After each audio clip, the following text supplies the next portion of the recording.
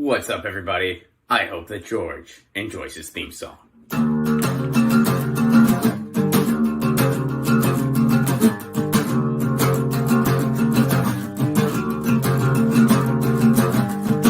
So you want to get right to the core. So you want to know what it's all for. So you want to come off knowing more. Well, you better get hip to Podcast by George. So you want to get straight to the show. So you want to know what you need to know. You want to know what we're all here for. Well, you better get hip to Podcast by George. Podcast by George. Podcast by George. He knows what he's fighting for. It's Podcast by George. Podcast by George. Want to know what we're fighting for?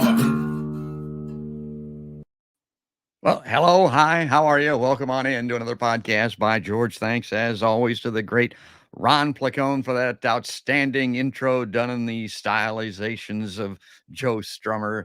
I love Ron Placone. You can check him out on Get Your News On with Ron. He's all over the internet, ronplacone.com.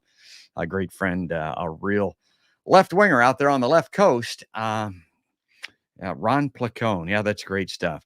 We got another friend coming on the Podcast by George live line today. I really like this guy, too. It's somebody that was just on not that long ago, but they've done an outstanding action this week that we got to talk about, folks. And he's got to explain what happened because it's really, in the category of jaw-dropping. It's an eye-opening experience, what he just went through in Washington, D.C. with some outstanding anti-war activists. And, of course, we're talking about Brad Wolf coming on the Podcast by George live line.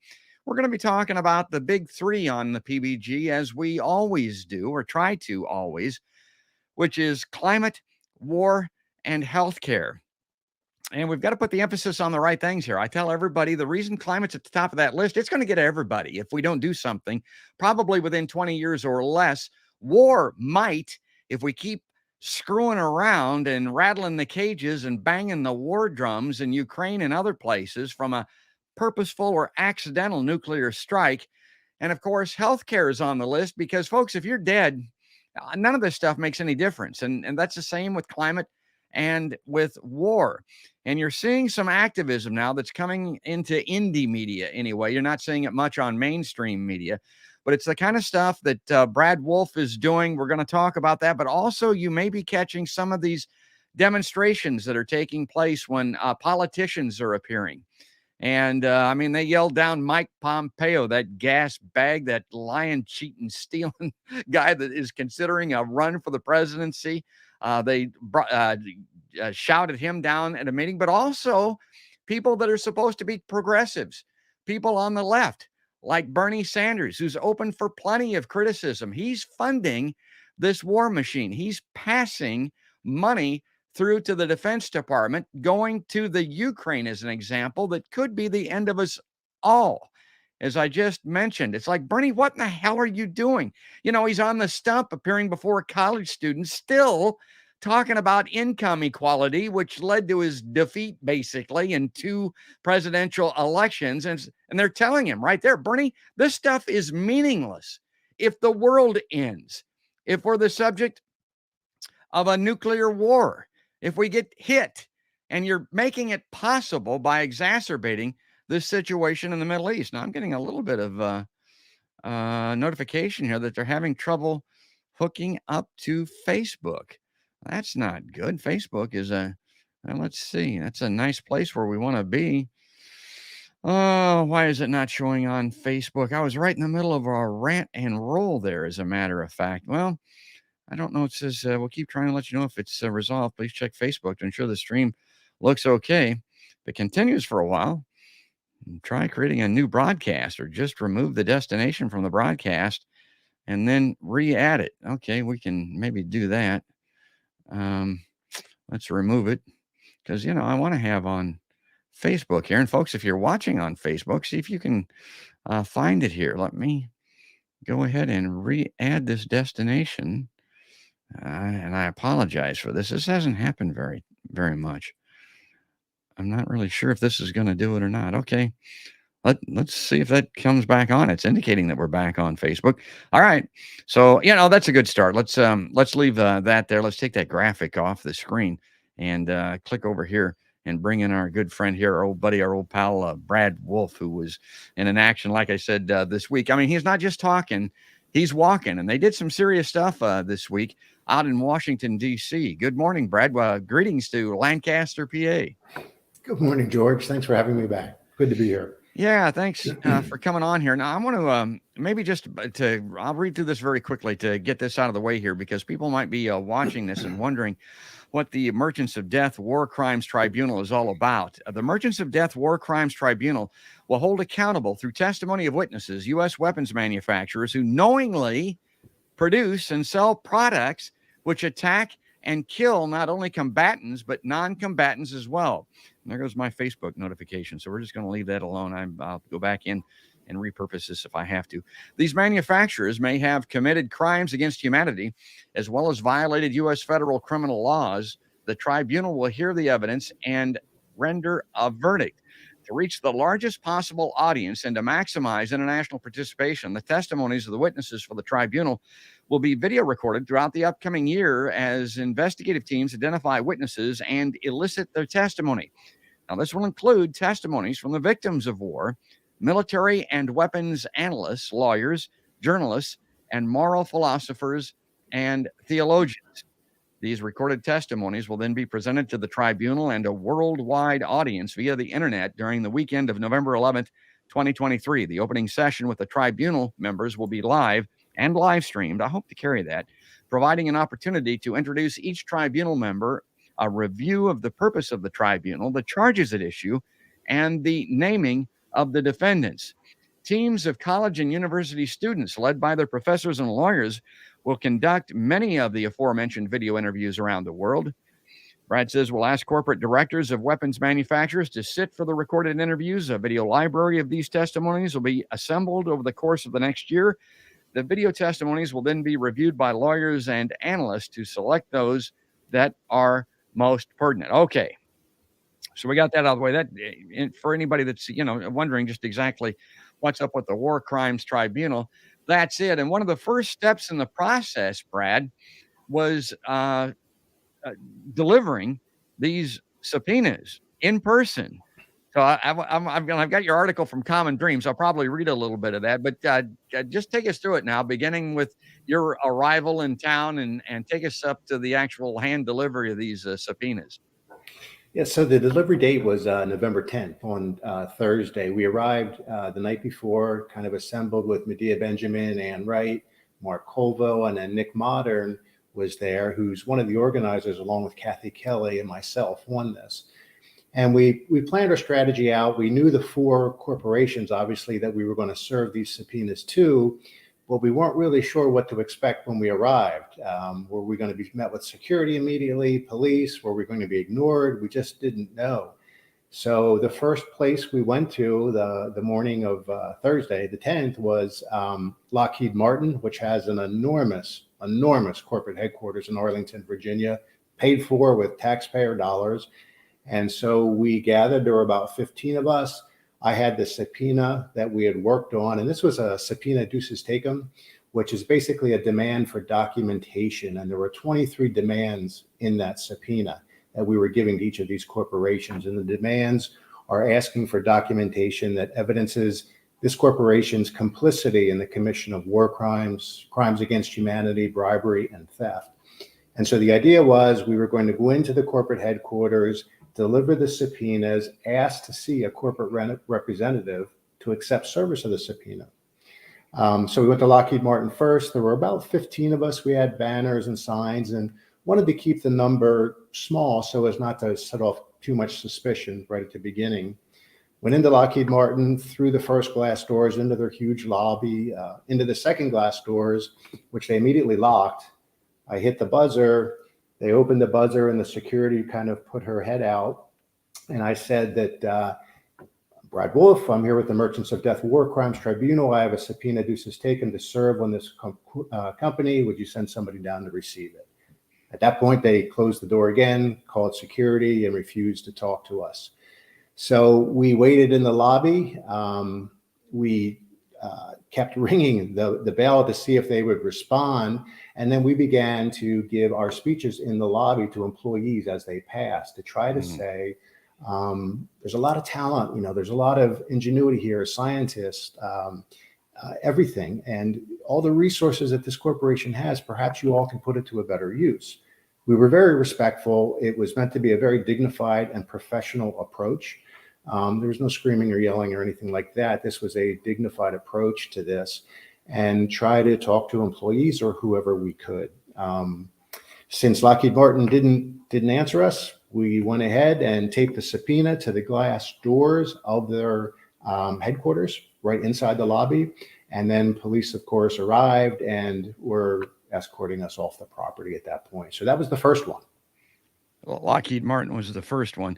I was struck by the reaction that you got there, and also at Raytheon.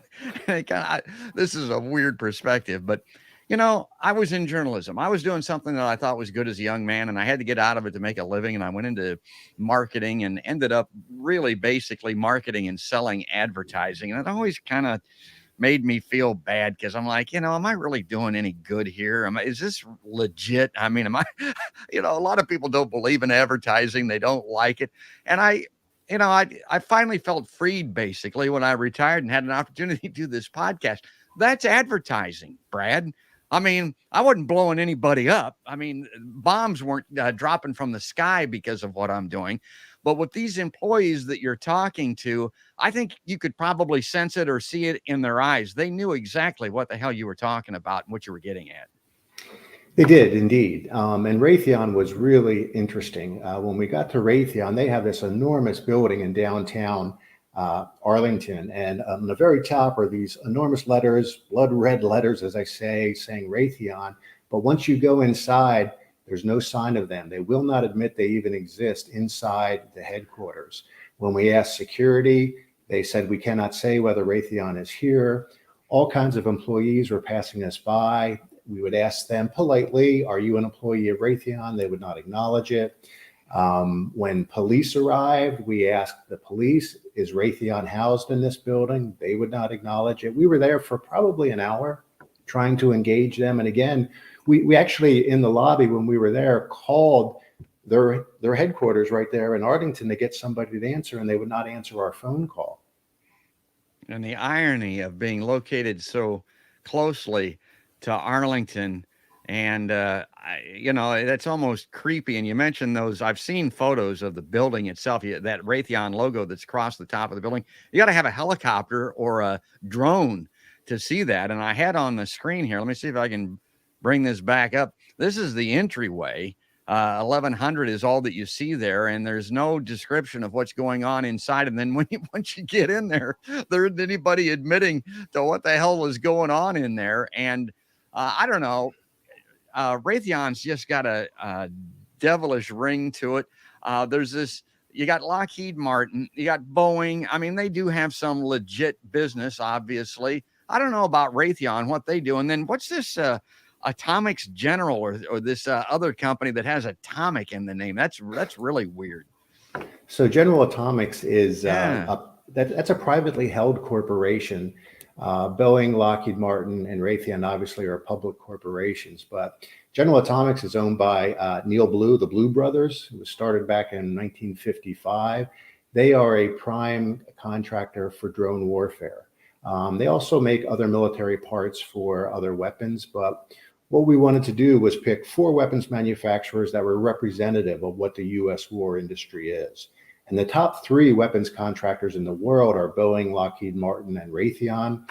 And then we brought General Atomics in to represent drone warfare, because we have tremendous concerns about drone warfare, that it is being perceived as an easier way to make war. And we do not want to go there and do that. So we want to emphasize that this is very dangerous, very provocative, and it's killing a lot of innocents. So we did hit General Atomics. They were the last of the day. They are based in San Diego. And it's interesting, the office in Washington that they have is on K Street. And it's a very, basically a lobbying office. So, yeah. As you say, they are all within a stone's throw of the Pentagon. It's as if there could just be a giant underground money chute connecting all these corporations, and the Pentagon's shooting all the money over there. Well, there is. It's the extension of a revolving door. We talked about Lloyd Austin and Antony Blinken and all of these people that work in the private sector connected. Austin was on the board of Raytheon when he came out of the military. So here's a guy that goes from Raytheon to the Secretary of Defense. I mean, Department of War really is what it is. And I've always looked at that and thought, how in the hell can anybody think that that's okay? I mean, that's right, but that's exactly what's happening. Now, before I get too far into this, I want to mention, I had Claire Daly on recently. I know that Brad saw that. She wears a T-shirt in the European Parliament that says "Courage is contagious," and this kind of thing that these folks are doing, this is courageous, folks. And I'm going to bring these other people up on screen here, Brad, that are helping you out. That were there. The great Medea Benjamin was on site all day, and of course, we've got Ann Wright, who is outstanding. She's ex-military, resigned over the escalation, the extension, the never-ending war in Iraq. And of course, Mark Colville is also a part of the team. He was there. He's, I think, with the Catholic Worker or something like that. Talk about your teammates here. So, yes, as you said, Medea Benjamin was there. She's obviously the director of Code Pink. Fantastic activist, has dedicated her adult life to peace activism. Has a new book out on Ukraine and the origins of the Ukraine war. It's excellent. Highly recommend taking a look at that. And so she joined us for the entire 8-hour day on Thursday, hitting all 4 weapons manufacturers with the subpoenas. Ann Wright, as you said, is retired colonel in the United States military, resigned over the Iraq invasion. And she and Medea both spoke several times on Thursday in the lobbies as we were serving the subpoenas. So there were opportunities for us to get up and kind of speak in the lobbies of these corporate temples. And Ann was wonderful. I mean, she speaks from experience as a veteran, so she knows what's going on. She was in the diplomatic corps for years. And Mark Colville, the third person you put up, Mark is with the Catholic Worker in New Haven, Connecticut. He is part of the plowshares movement that Phil Berrigan and Dan Berrigan started years ago. He's one of the Kings Bay plowshares. 2018, he went into the weapons facility and they did their demonstration of pouring blood on weapons, and sort of hammering the weapons into plowshares. And for that, he was sent to prison, and he was recently off of probation. He had just gotten off probation, and that's why he was able to join us on Thursday. Wow. Yeah. Man, that's impressive. Again, we're talking about courage, folks. Courage is contagious. Okay, I started off by talking about the article that you authored in Common Dreams. Now, we've covered a lot of that, so I'm not going to read through it. This graph that I have up says Boeing, General Atomics, and Lockheed Martin are the same. They too revel in blood money as they build for war and drain the U.S. economy. Now, you point out that, in fact, some $8 trillion in U.S. taxpayer money has been given to U.S. defense contractors over the last 20 years. It's funny, Brad. I'll find people that just don't seem to understand the human toll. They just don't seem to understand the body count. But their shorts get in a bunch about this money. Not that it shouldn't, but I brought this in because I wanted to talk about the money, which I bring up all the time on Podcast by George, because the National Defense Authorization Act is approaching, kind of rounded off to about $1 trillion annually renewable here in the United States. I love this fact. $1 trillion bills, $1 bills would reach 67,866 miles into space. $1 trillion bills laid end to end would stretch 96,906,656 miles further than the distance of the Earth to the sun. And I talked about, there's Lloyd Austin. Okay, we talked about him. I wanted to bring this up on screen because this is from the great Stephen Semler that's also on my podcast, Brad. He has a Speaking Security newsletter, which is great. And he, again, is trying to put this in context so that people know that what we're talking about with this expenditure of unlimited, unaccountable money, which makes me believe in modern monetary theory because it just doesn't seem real. He says inflation is dealt with much differently, talking about how we try to address the inflation issue here in the United States. Well, outside of the military industrial complex, because they just passed legislation that would build in a COLA, basically, if you can believe that, $1 trillion a year to these guys.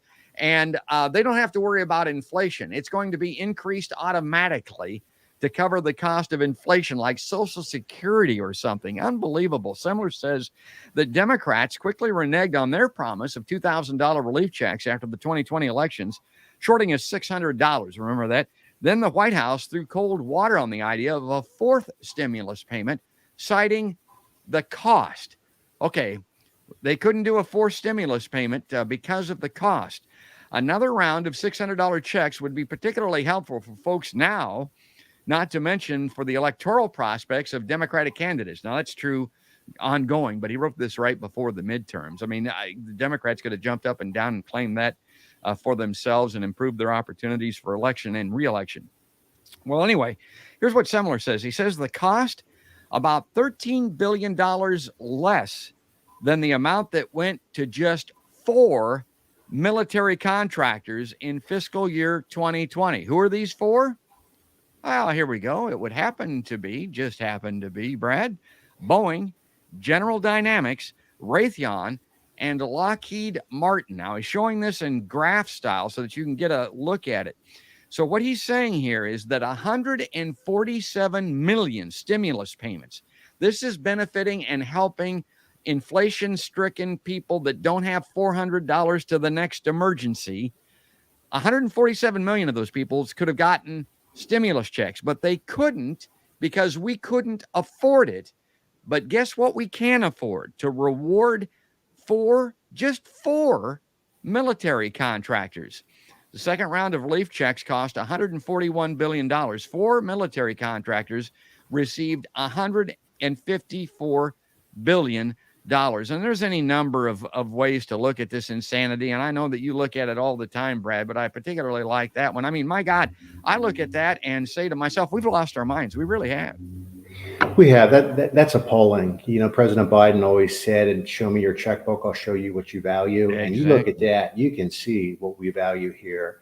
And at the same time as that kind of money is being outlaid, we've got Congress talking about capping Social Security and Medicare, raising the ages for recipients of those programs because there's not enough money. Fact is, there's plenty of money. And as Dorothy Day always said, there's plenty of money in the world to take care of everybody. There's just not enough to take care of everybody and conduct war. So we really have to get it down to reducing these expenditures to these military contractors. They're having record profits, not just because of Ukraine, but because we're modernizing our nuclear force, which is unnecessary. We're building planes that can't fly, like the F-35, and they're reaping enormous benefits. All other Americans are asked to sacrifice and take a hit for the good of the nation, but these weapons manufacturers don't. There's no cuts in prices. They're engaging in non-compete bids, so they don't even have to compete against each other. They just submit a price, the Pentagon sends the money over, and it's done. So the waste and the fraud that's done is part of the charges that this War Crimes Tribunal is after. That's when we allege they've committed theft, that's what we're talking about. Theft of public resources. And the bribery, of course, is the lobbying that they engage in. They call it lobbying. Anybody else with the right mind would call it bribery. Yeah, and that's the last charge, and that's the one that you kind of have to do a double take on. Bribery, yeah, that's what we're talking about here, folks. And I again apologize for what appears to be some problems with Facebook. I hope that it's streaming there. It's in and out according to this, but it has to do with Facebook. Our signal, our transmission, our interconnectivity here appears to be fine. Well, I wanted to, here's something I wanted to bring up. This is the graphic part of the Merchants of Death War Tribunal and the Merchants of Death .org website. And the artwork here is just stellar. It reminds me of what Chris Hedges is doing with his books. He's trying to draw people in by looking at the horror of war in book form, in literary form for him, but then graphically you're depicting it this way. Who did that artwork for you, Brad? That artist is Sally Latch, and she is a friend of Kathy Kelly's. And she, too, is an art activist. And she painted that based on her experiences in war zones. No. And when the three of us, Nick Modern, Kathy Kelly, and myself, saw that, we immediately thought that's the graphic. It's harrowing, it's upsetting, but the woman, the victim, holding the child, is the center of the portrait.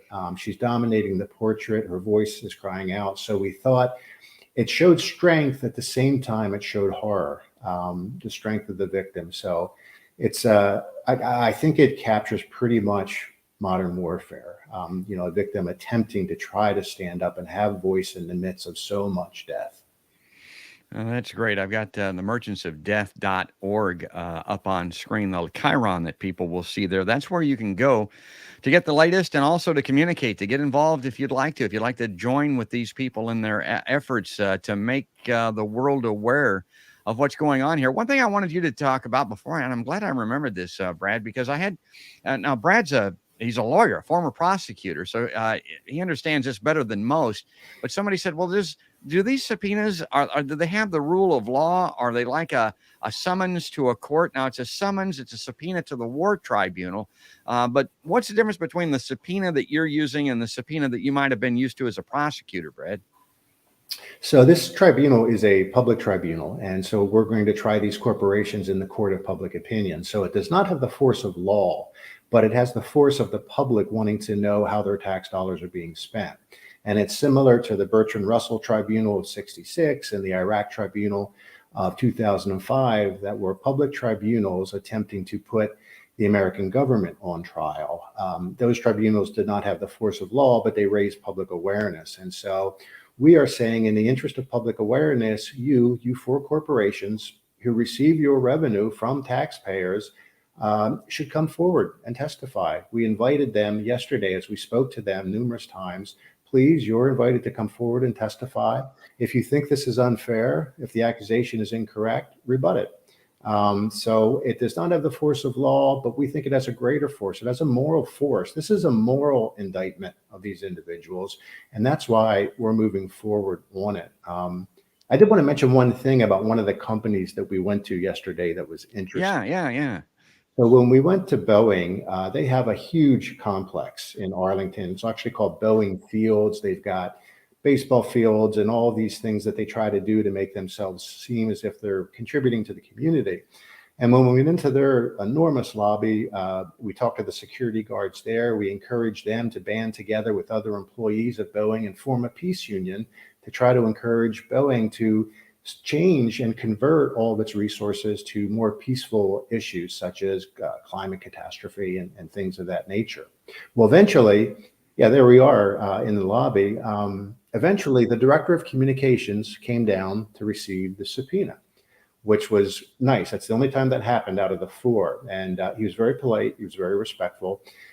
He listened to us. I was able to give him all the facts of the subpoena, the facts of the tribunal, was able to talk to him about that. He replied by saying, I respect your right to protest here and to serve the subpoena, but please understand that Boeing does a lot of good. For instance, he pointed out the building that we were standing in was a LEED certified building, which means it's a green building. It's environmentally conforming to certain LEED standards. So, of course, this is classic greenwashing, which we pointed out to him. The same way we pointed out the ball fields across the street as being, whitewashing / greenwashing, and encouraged him to convert, to put his talents and resources to better uses. Yeah, it kind of goes back to what I was talking about earlier when I was struggling with the Facebook platform. I mean, honest to God, people, all this stuff is meaningless. Yeah. I mean, some of it is good. Don't get me wrong.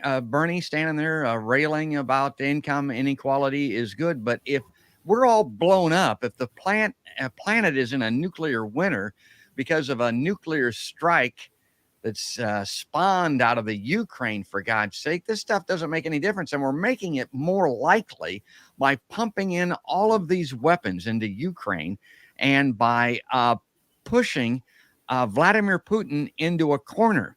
And this guy's, he's evil. I mean, I call him the evil Vlad on the show, folks. This guy's former KGB. I mean, he's a nut in politicians' clothing out there. He's not the guy that you want to push into a corner by surrounding him with missiles and weapons there in Russia. This is extremely dangerous. Let me bring this up on screen. here just very quickly, because I did want to get Brad's reaction to this. This is some of the news of the day. This is from, let's see here. I think this is out of CNN. It says, no water, power, or internet, only euphoria in newly liberated Kherson. The Kherson, however they pronounce that city. Brad, you can weigh in here, but this is how I look at stuff. I look at this headline and go, no water, power, or internet, only. What about all the dead people? What about all the maimed? What about all the motherless children that are resulting from this? Yeah, it's a bitch that they don't have water, power, or internet, but I want to look at CNN and these reporters and these platforms and go, what the hell? Did you just happen to overlook that? Did you forget that particular part of this? What do you say to that, Brad? I think you're spot on. You're absolutely right. We've had 8 months of war now, 7 million people displaced, thousands of killed. We don't really know how many Ukrainians or Russians have perished in this. It all could have been avoided. And to say that that headline there is somehow good news, the good news is we should get to the negotiating table. Right now, Zelensky, Putin, United States, they all need to sit down and talk. They need to stop the shooting. There are nuclear power plants throughout Ukraine that are in danger of going up. So this is a really dangerous situation. And as you said, Putin is not somebody you want to back into a corner. He is an unpredictable man with 6,000 nuclear weapons under his control. So we need to get a grip on this quick. And these ideas of liberating cities as if it's World War II and we're going through liberating one city after another, pushing back Nazism, it's a totally different ball game now. This is not World War II. Yeah, and I don't want to be overly cynic, but the residents of a town is an example. When the tanks roll in, they're going to cheer those guys. Why? They're coming into town on tanks. I mean, and the other way around is true. When those guys get beat or pushed back out and the other country comes in on tanks, guess what they're going to do? They're going to cheer those guys too. I mean, I can't be the only person that thinks like that, but sometimes I think that I'm, all alone out here. Let me see if I can bring this up. There might have been something else in this article that I wanted to talk about. For 8 months, residents of the Ukrainian city of Kherson have been living under brutal Russian occupation. But on Friday, Ukrainian forces swept into the city and Russian troops retreated to the east. Okay, there's an ebb and flow to war, folks. Maybe they've defeated. I know what I was going to say about this, and it kind of reminds me of the current political environment and the craziness that's going on. People that don't seem to understand how war works and what war is, they look at that and I think to myself, do they really think? I got to believe that Russia probably has the upper hand on Ukraine, regardless of how they're being outfitted and supported by the West. Do you really think that you're going to beat Russia, folks? And the context that I put it in, I keep seeing all this. We just came out of the midterms here, and the Republicans are talking about rigged elections and how they think they actually won and that type of thing. And I'm looking at it going, what the hell? You guys in the popular vote are losing by millions. I mean, how do you think that? I get the Electoral College and some of that purposeful rigging that's going on in the background through things like the Electoral College. But my God, do you really believe that you're going to defeat Russia? Do you really believe that you're losing elections because of serendipity behind the scenes when you're losing by 7 million votes in the popular vote? As you can tell, it's because I'm ranting a little more than normal, Brad. I'm really getting exasperated here. The times will exasperate you. These are strange times, and as you say, Ukraine is not going to defeat Russia by itself. It's not going to defeat Russia with conventional forces. It's not going to defeat Russia with nukes, certainly. So if the United States and the rest of NATO gets involved, that's a different story. But they can fight this out as long as they want, and they're just going to chew up a lot of innocent people as well as a lot of soldiers, which is tragic and unnecessary. So the quicker they get to the negotiating table, the better for everyone involved. That includes all of Eastern Europe, much of Western Europe, that's looking at a very hard winter. Let me see if I can bring this in. I like to play this because this is a fellow that Brad might even be familiar with that I'm talking to here. Now, this is just me, but this is Jim Carpenter. He is aligned with some peace associations, and he's also aligned with Code Pink. But this is what I said back in March, I think, or April. I mean, right when this thing first broke out. This is exactly what Brad is talking about, but this is me talking to Jim Carpenter here. This doesn't last long, but watch this. I mean, I'm just a dumb old farm boy from Iowa, but I looked at this and I thought, Joe Biden, I mean, my God, man, you're 80 years old. You got nothing to fear but fate itself. Here's this circumstance. And I mean, you talked on the phone with Putin. If I was Joe Biden, I'd say, I'm going over there to talk to that guy. I mean, two heads of state, get together. I mean, if you got to pick a neutral site, whatever, work this shit out. I mean, don't kill us all, literally, over this. I mean, this could really go sideways because this threat of nuclear war, everybody talks about the potential for that. My belief is it's most likely to happen accidentally during increased tensions like this, when people are playing around and have itchy trigger fingers, and in circumstances like we have today, and one launch, and it can be game over because of a nuclear winter. So I don't know, just a farm boy. Is that too simple, Brad? I mean, it's not. And by the way, I do know Jim. I'm in meetings with him often. So good. This is common sense, right? I mean, we talk through 99% of our problems every day, all of us individually, whether they're problems at work, problems with family, wherever. We can talk through international problems as well. And so the world is so unstable right now. You've got China ratcheting up its rhetoric about taking over Taiwan and then us responding. You've got everything that's going on in Eastern Europe with Russia and Ukraine, and any communications between the US and Russia all but gone at this point. And now you've got North Korea, which has launched a record number of missiles this year, 23 in one day recently. And they see an opening here trying to exploit the tensions that are existing between the US, China, and Russia. And they feel they can press that to their advantage, perhaps create a new Cold War and start to get some of that funding back from Russia and China that they had earlier. So this is getting out of hand. And as you say, sitting down and talking at a table and working this out is the best way to go. That's the way it always goes. I mean, that's the way. I mean, you got to negotiate. You got to have a settlement, or you're going to, fight to the last man standing. Fortunately, we've never done that, although they're talking about it here in Ukraine. So unless you want everybody killed, I mean, we've eventually got to get to that point. So why not get to it sooner rather than later? And I've got some other things here that I wanted to bring up, but I wanted to make sure on this war crimes tribunal, and you're serving these subpoenas, that I'm not overlooking some. I thought you had a real Kodak moment, Brad, and it was in the offices of Raytheon. It was kind of like a Mike Wallace moment, if people remember 60 Minutes. I mean, you went in with a camera crew, which I think was just a phone, which is all you need these days, and you got a really eye-opening moment there. And I'm not going to show that video. People can go to your website, and I've had that up on screen. Let me put that back up here. And you can check it out there, War Crimes Tribunal, merchantsofdeath.org. But tell us about the security guard and the employee there at Raytheon. I mean, that was a Kodak moment.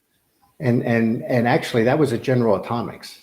Oh, it was. Okay, I'm sorry. Yes, that was at General Atomics. That was at their small office on K Street in Washington. And so we went up there and we're able to film inside. And I presented the subpoena to the security guard at the desk, and then an employee came out. And interestingly enough, that employee, that gentleman, had a lanyard on that said U.S. Marines. So there could be no better example of the revolving door between the military and these weapons corporations than having either a current or ex-U.S. Marine working at General Atomics. And so when I went to present the subpoena to him, he put both hands up and said, "I'm not touching it. I won't even touch that thing." And I went on to tell him that this, this company's been charged with war crimes and et cetera. And he said, "Go to the San Diego office." I said that we are, because San Diego is where General Atomics is based. We're delivering subpoenas at different sites across the country. I said, "But you need to accept service of this," and they wouldn't touch it. So we left it on the desk, and they called security at that point. Again, I think our approach was professional and dignified. There was no screaming or yelling or anything like that. But the reaction of the employees was stunning. And at Raytheon, the reaction of the employees was shame. I mean, I can't think of any other word than shame, that they worked there. I mean, they averted their eyes, they looked away, they would not talk to us, they would not admit. And you have to think, what is it like to work for a company where you can't even admit that you work there? And not because of secrecy or anything, but just because you know that people are going to probably not approve of what's going on, the products that you're making and the death that you're causing and the suffering. So that's got to be tough. There's a moral Yeah. problem there. And not to cut them slack, but a lot of it has to do with the system, and the system I'm talking about here is capitalism. People have got to have a job; those are good jobs, but they probably struggle every day with what they're doing. I mean, you would have to if you've got a conscience at all. That's the way that I would look at it. I mean, that I would not want to be those people having to work there. Now, that said, with the situation with the economy right now, there are plenty of jobs available for people to go get a job elsewhere, but the systemic problem with these companies is an example. And one of the reasons that we don't do anything about it and that they're rewarded so handsomely, again, it has to do with the capitalistic system, the stock market, the fact that so many workers have 401ks that are so heavily vested in these high dividend paying companies that are extremely profitable like this. And they don't want to crash the economy basically by harming those companies. That's got a lot to do with what we're talking about here. But that's really and we're not asking these corporations to close their doors and shut down business. These are corporations with tremendous talent and resources. We're asking them to convert to producing a better quality of life for everybody rather than weapons of war. So the people that work there can band together and press that. They need jobs, but they're engineers and scientists and all the way down to security guards. They can all band together and work and try to get the corporations to produce something that's a little more productive than missiles and microwaves in space and all this, technology that could do so much for climate change and counterproductive. Like just horrible. Really. Engineers and scientists, what we need help with that they should be rewarded handsomely for? Climate. I mean, let's go to work on that instead of blowing people up. Let's save humanity, for God's sake. Here, I've got a comment that I want to bring up on screen from someone. This is important, maybe more important than we think. And I know you've probably dealt with this before, Brad. This Facebook viewer says, get more women involved in politics. And you look at that and say, oh, that's just a feminist. No, there's a real argument for this, that women, for whatever reason, when they get involved in politics, seem to be a little less likely to be warmongers. Now, that said, there's plenty of warmongers out there that are women, folks. It's not there's no genetic magic here. I'm thinking of that nut Liz Truss over in England that said that she was ready to pull the nuclear trigger at any time. And then, of course, we've got women involved in our political scene here that are big time banging the war drum. But do you think that this is even a partial solution, getting more women involved in politics to prevent some of this war? I think it could help. Certainly, there needs to be more representation of women in politics for a whole variety of reasons. The men have been in control for a long time, and we've mucked it up pretty well. So I think women have a different process for resolving disputes than men do. And you just see them operate with children, and you can see how they try to give everybody something so everybody goes away happy rather than a winner-take-all approach.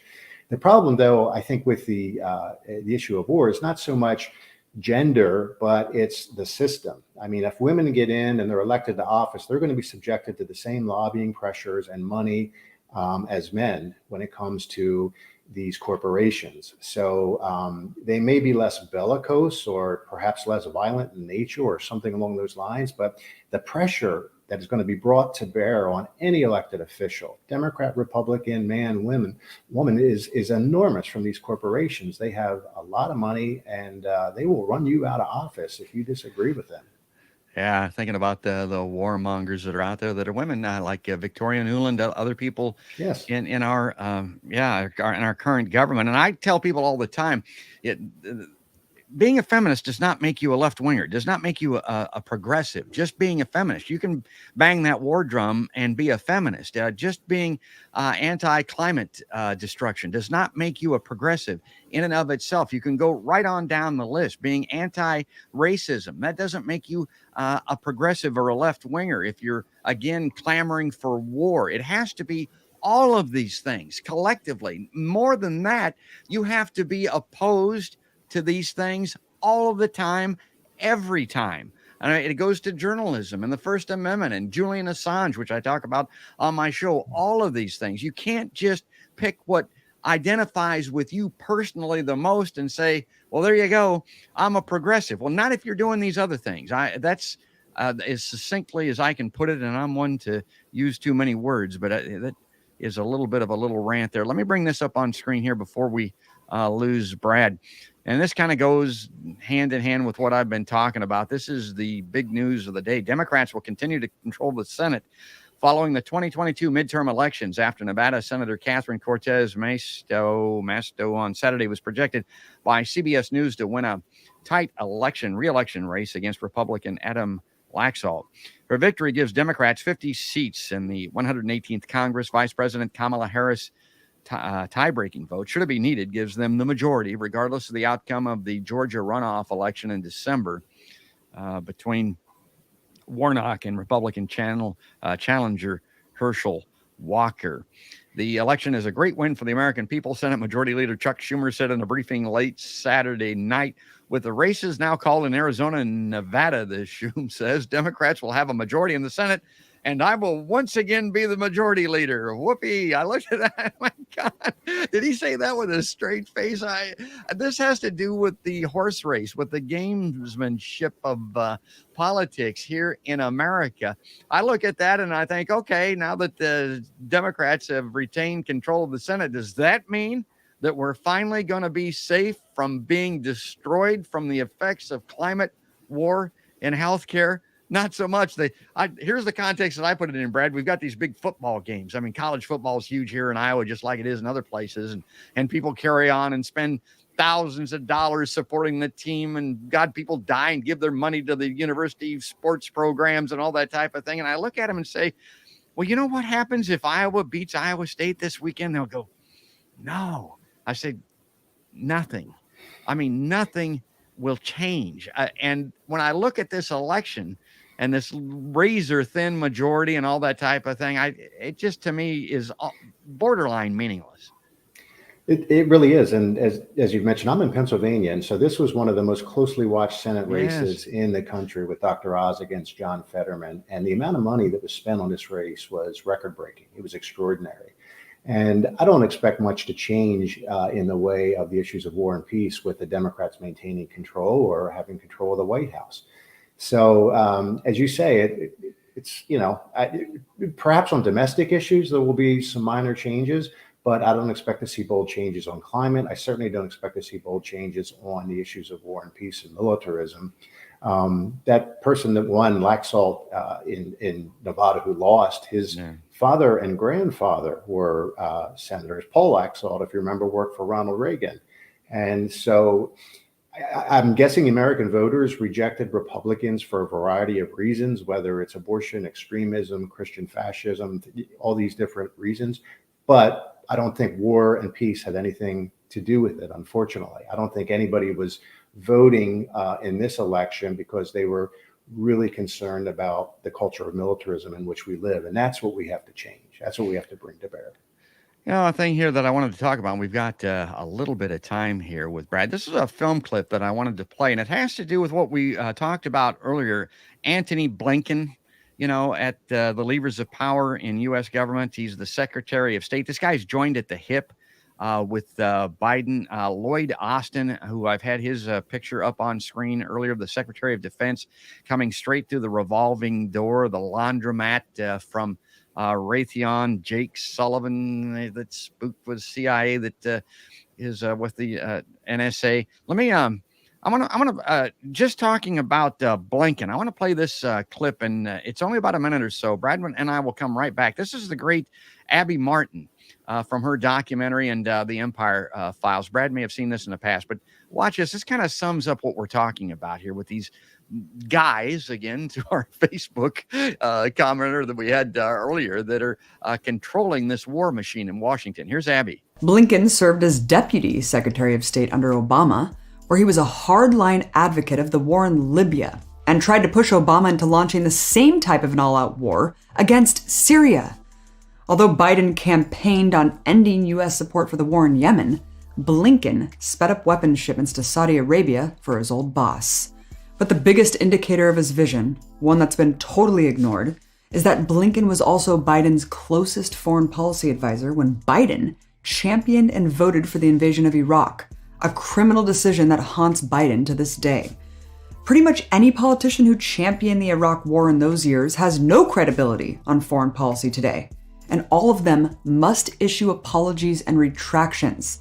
But somehow Blinken has been immune to this, despite his role being absolutely critical to getting the Democratic Party's support needed to launch the war. See, Blinken is your average pro-war neoliberal, just the other side of the imperialist coin, who cloaks his warmongering in humanitarianism. Like every good foreign policy wonk, Blinken has paid his dues to the war industry. Just prior to his nomination, he founded the shadowy West Exec Advisors consulting firm that, quote, helps defense corporations market their products to the Pentagon. Now their clients are really getting their money's worth. This cozy revolving door relationship is precisely why someone like Blinken was picked to keep the gears on the war machine churning. Brad? It's pretty powerful. You know, what does it say when the nation's chief diplomat, Blinken, is engaged in those kinds of activities? He's taken those kinds of positions in the past. When he was in Ukraine, I believe a month ago, so here's the nation's chief diplomat in Ukraine announcing the delivery of more military aid. And you had to ask yourself, why is the nation's diplomat announcing the delivery of military aid? At this point, they should just fold the Department of State into the Department of the Pentagon, of Defense, Pentagon, and be done with the charade, because it's a charade at this point to pretend that Blinken and folks at the State Department are engaging in diplomacy. His track record is horrendous. Horrendous, and my wife will get on me about picking on the Democrats too much, because she would, the Trump and the Republicans would be worse, we think. I'm almost certain of it, just from an intellectual capacity standpoint. Trump has none. So if stupidity can get you in trouble, he's primary candidate number one for that. But I look at it also with Blinken and Austin and these people that came in with Biden. There's an old saying out at the racetrack, horse racing. Got a buddy that when the favorite comes in, when it repeats, he'll look at it and say, well, as advertised. I mean, in the racing form, that's how it looked. The favorite came in, the favorite won. I look at these guys and I say to myself, Brad, as advertised, here we are on the brink of world annihilation because of war. It happened. It is happening. It is indeed. And, all of us, we're going about our daily work and trying to keep control of our expenses and finances and families. And you've got this handful of people at the top that they've got our fate in their hands. They're draining the wealth of the country. They're engaged in very risky operations overseas, military operations overseas. Just read an article this morning that said that the United States military has active combat missions in 17 countries right now. Congress has not been informed of that. Congress could only name about 4 countries, but there are 17 active combat operations going on in countries around the globe. So, this is really crazy. And I'm looking out my window right now at Lancaster City, and I see all the cars and the people running around. And I think, boy, if you really had time to sit down and recognize how dangerous the situation is and how little control you have over it unless we're all buying together and exercise our voice and say, enough. We're tired of you people at the top running things like this. And, they're eating at the banquet table and basically leaving crumbs for everybody else.